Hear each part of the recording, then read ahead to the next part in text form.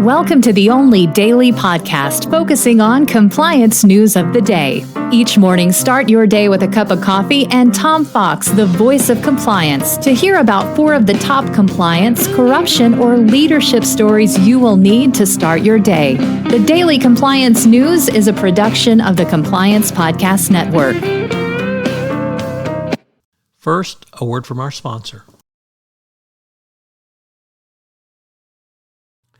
This is Tom Fox again. I'd like to tell you about an exciting new tool, the NordLocker Business.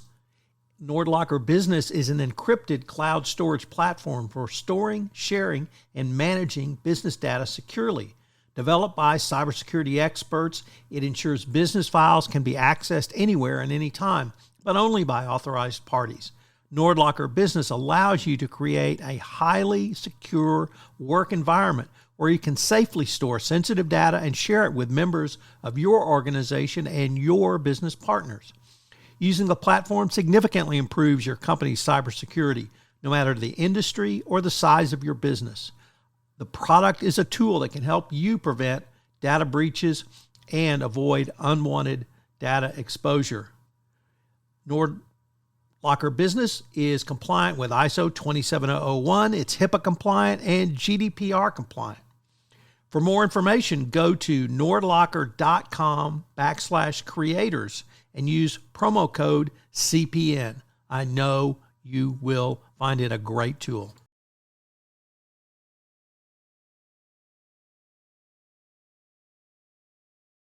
The Daily Compliance News for June 29, 2023, the Spy versus Spy edition.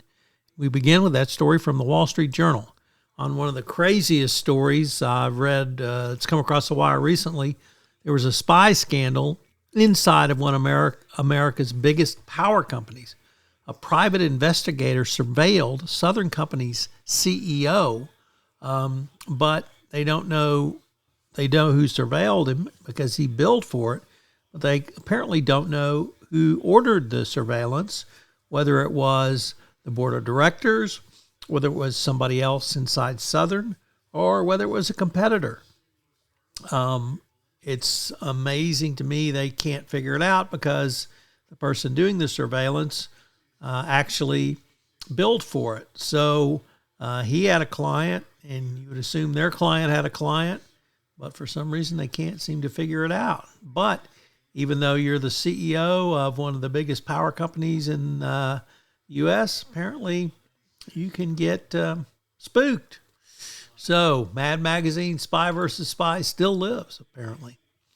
Next up, from Richard Vanderford, reporting in the Wall Street Journal Risk and Compliance Journal, compliance risk is a major challenge for the insurance industries. As state regulators step up to address this issue, insurers face a host of risks, from increased litigation to reputational harm associated with climate change. But the response from regulators is in its early stages. Insurance is regulated at the state level in the United States, and more frequent severe weather events have made insurance climate-related policies something that were bread and butter moneymakers. Not so much. Indeed, State Farm recently stopped issuing new home insurance policies in California in reaction to wildfire risk and construction cost inflation. Next up, from the Wall Street Journal, talk about the big guns coming out to testify in federal court. Microsoft CEO Satya Nadella and Activision Blizzard CEO Bobby Kotick both testified that they believe the attempt by the FTC to delay Microsoft's acquisition is misplaced, and that the merger will not hurt competition. And our final story comes to us from WCPO Channel 9 in Cincinnati, reports that Larry Householder will be sentenced tomorrow. So it's going to be interesting to see how long Mr. Householder gets for his role in the ComEd bribery scandal. The Daily Compliance News is a production of the Compliance Podcast Network and a proud member of C-Suite Radio. Thanks so much for listening. I hope you'll join me again tomorrow.